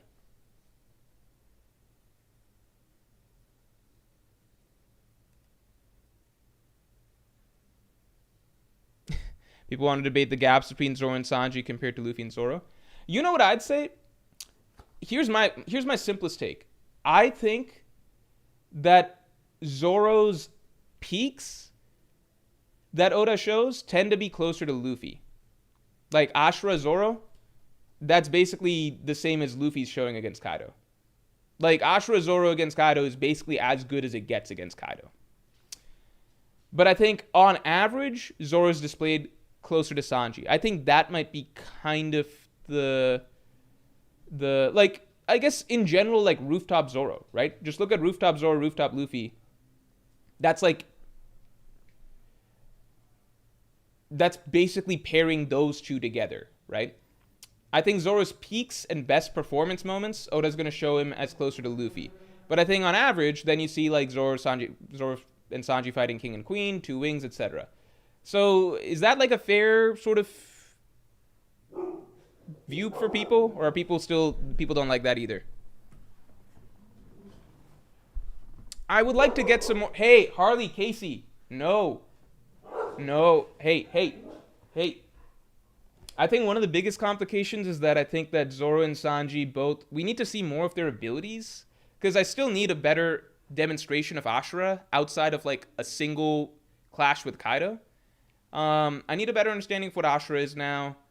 I would like to see Sanji use Ifrit Jambe against someone strong. I think we need some more clarification on Zoro and Sanji's abilities. Because again, right now you got King of Hell mode, Ashura, fire stuff for Zoro. Sanji his only interaction with a top tier ever has really been, I guess, the Venus Juro moment and then Kizaru? I don't know. Hassan LFC, thanks for the 2. Did Mihawk have a girlfriend and who? My shout, Makino. I don't think Mihawk ever dated. He's just been on that island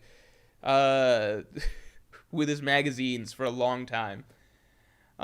Dick so small I piss on my balls. Thanks for the 5. Although Perono's there for a hot minute. I like that Mihawk seemed low-key pissed that... not like unhappy that Perota showed up. Like, you would think that on that island by himself for so long, and then out of the blue, this woman is just shows up there. He'd be like, oh, maybe like, you know, maybe we could be a thing or something. But instead he's like, what's this? He's a classic be gone type moment, right? Dick so small, I piss on my balls, thanks to the 5. I bring up the All Blue because near delusional romanticism of something is the core of all revealed king's dreams. Finding a literal fairy tale fits in. I could see that. I view your argument about the principles thing to be more compelling to me. Akash Panda, thanks for the 2. Strats will literally have no competition, end of story.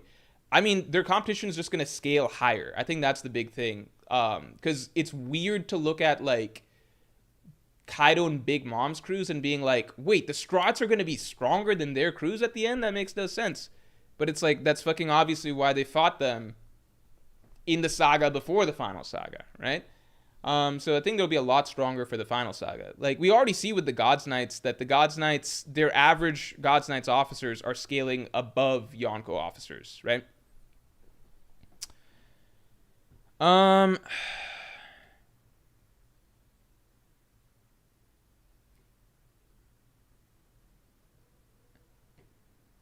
I think, so how do people feel about this? Frankie, Robin, Jinbei being Yonko commander level. I think Jinbei will be weaker than the other two. I think Frankie and Robin will surpass Jinbei.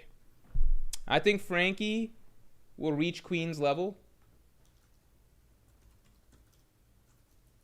Or surpass it. I believe Robin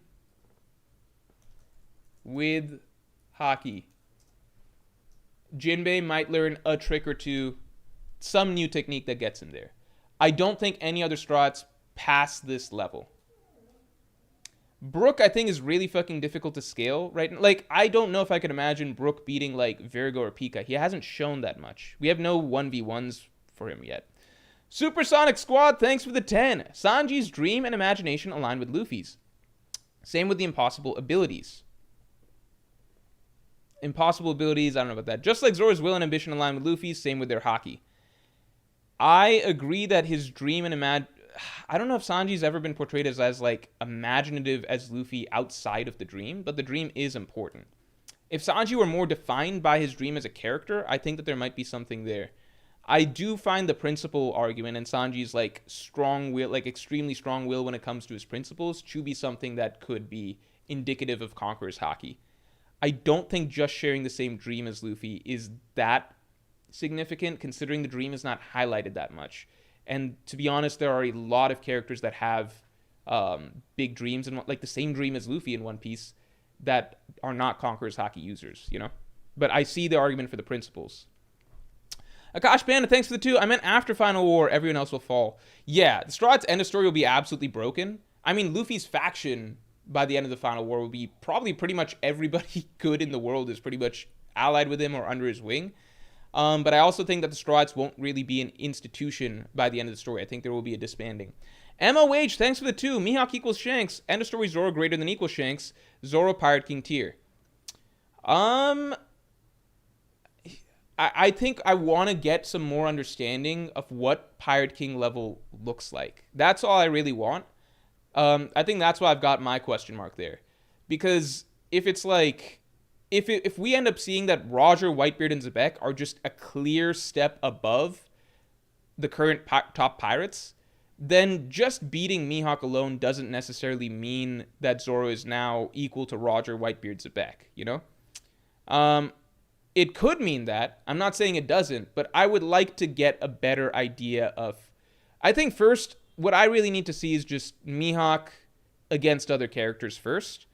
And then we get some ideas of like, okay, when Zoro passes that, where's that going to put him? And more importantly, I also need to see Roger, like the flashback of God Valley, see what Prime, Roger, Whitebeard, and Zebek could do. Supersonic Squad, thanks for the 5. Oh, wait, sorry, I missed this. Brim, thanks for the 2. All East Blue Strats will surpass Grandland Strats and a story. I don't know about that. I don't think Nami and Usopp are going to be able to be that strong. I think they're just ultimately too human themselves. I think in terms of their Ws, like, I think I could easily see Nami or Usopp punching way out of their weight class at the end of the day. But I think in terms of their straight, like, if you just drop them into a fight and the opponent doesn't BS around, I don't imagine them ever being able to beat someone like a Doflamingo or something like that. You know? I could see Brook being in this tier.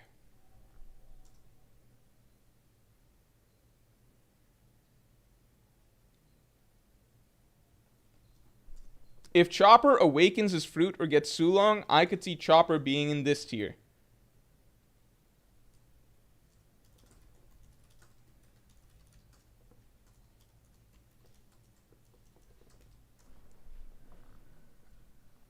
And then I would put Nami and Usopp. I think if you just put them in a... I think if you just drop them in a straight fight, I think they're in this tier.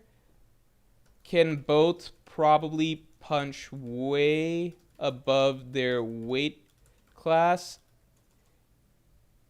if given right circumstances, but just dropped into a fight point blank would probably have trouble.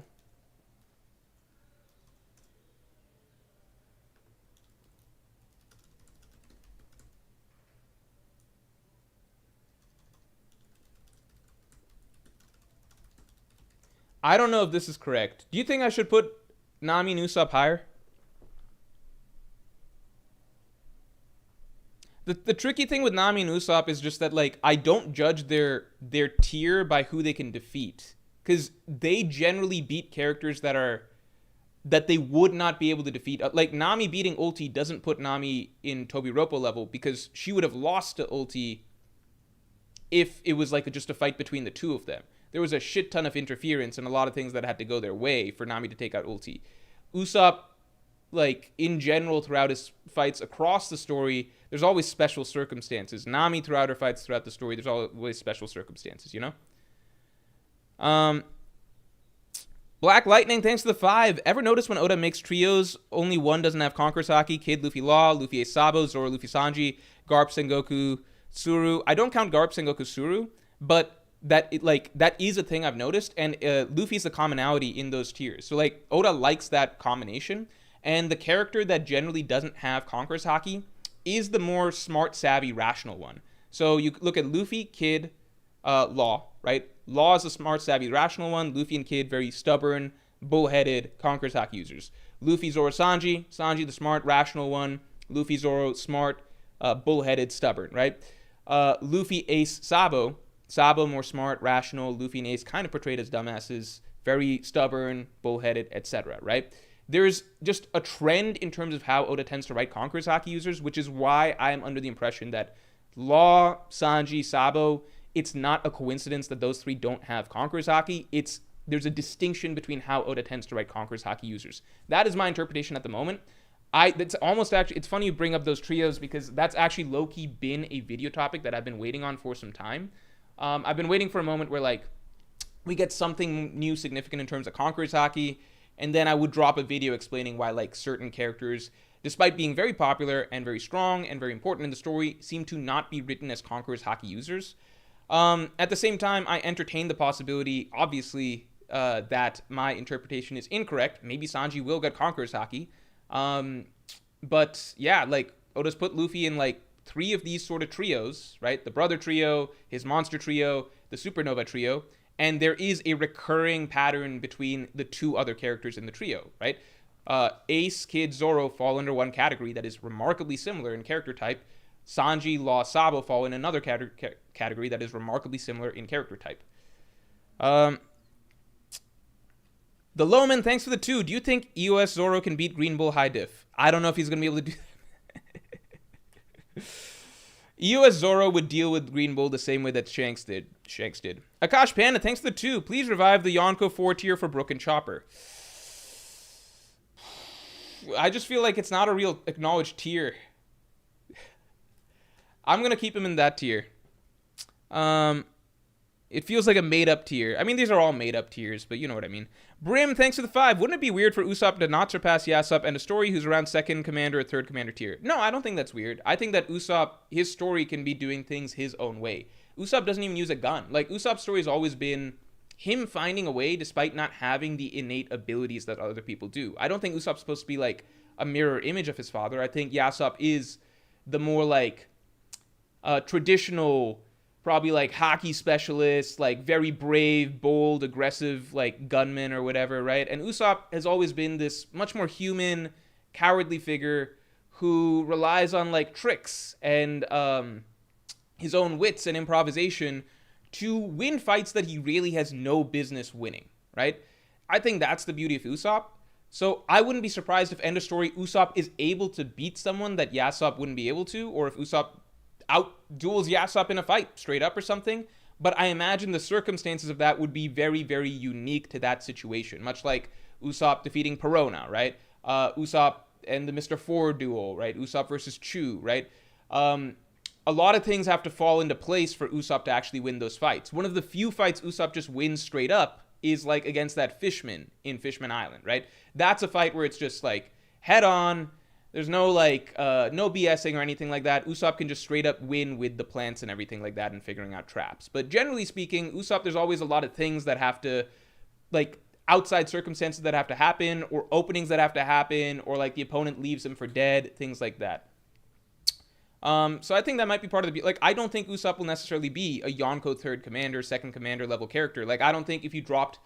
I think, end of story, if you drop Doflamingo in front of Usopp, like, right there, I think Usopp probably still gets fucked up. But maybe if you set up a scenario where, like, Usopp has to find a way to defeat Doflamingo, end of story, and Usopp, like... there's specific circumstances or a context or something, or Usopp gets to prep a little bit, or he gets to hide a bit, or Doflamingo doesn't loses track of him or something, or Doflamingo's chasing around an island and Usopp's able to set up traps. Like, this is a totally hypothetical. I could imagine Usopp getting the win if a million things, like, go his way and he's able to rely on his wits. It's kind of like power scaling Batman, right?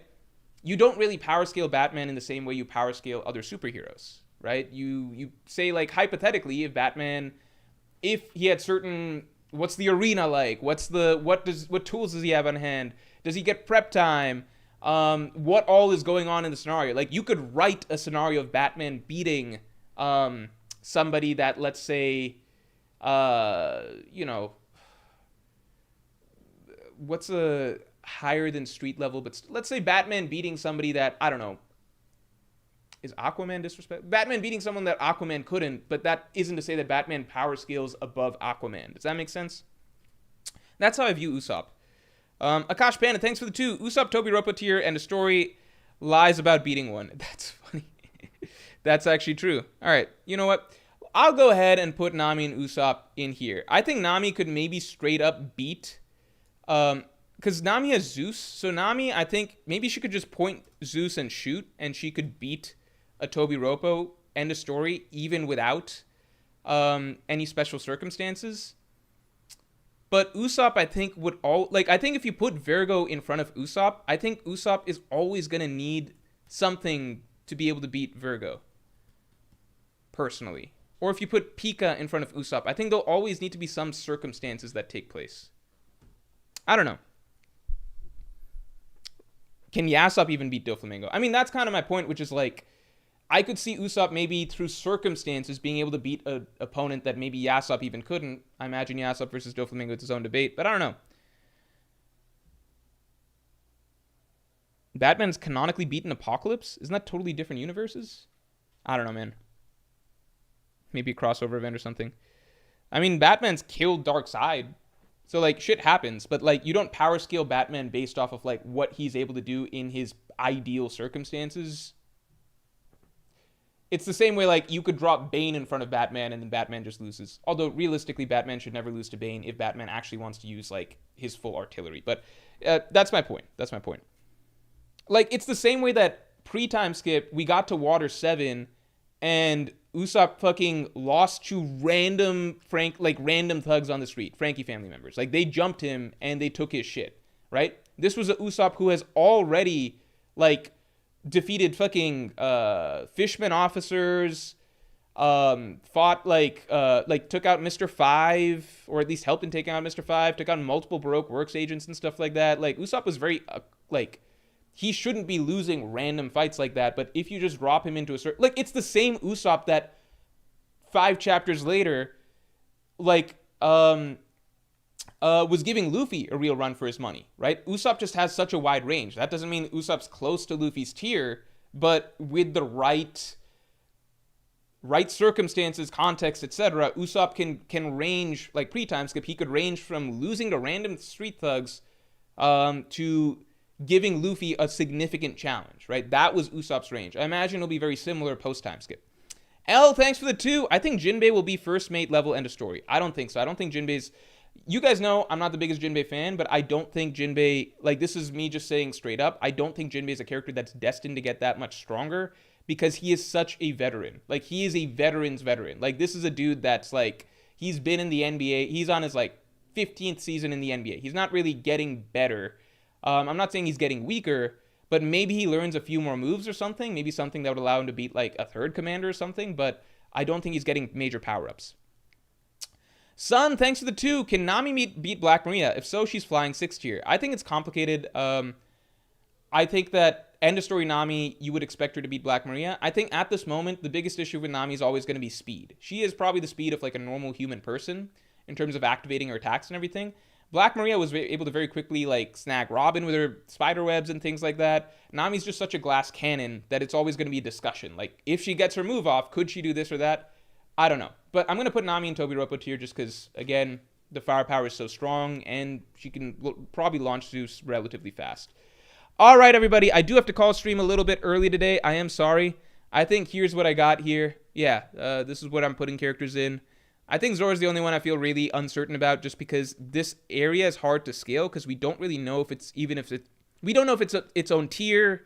We don't know if it's supposed to be like what the tiers are supposed to, like what the gaps are supposed to be here and what exactly Zoro's supposed to place at the end of the day it's very vague because we know Luffy's supposed to be essentially strongest character in the world at the end of the day. We know Sanji should be at least equal to Prime Gaban at the end of the day, right? With Zoro, it's like, okay, Ryuma, Mihawk, Rayleigh, there's like a lot of standards for him, and we don't really have a clear idea of how strong any of those standards are. All right, everybody. Thank you for tuning in. And yeah, this was a fun stream. Let's see how right we are in like 5 years, and I will talk to you all later.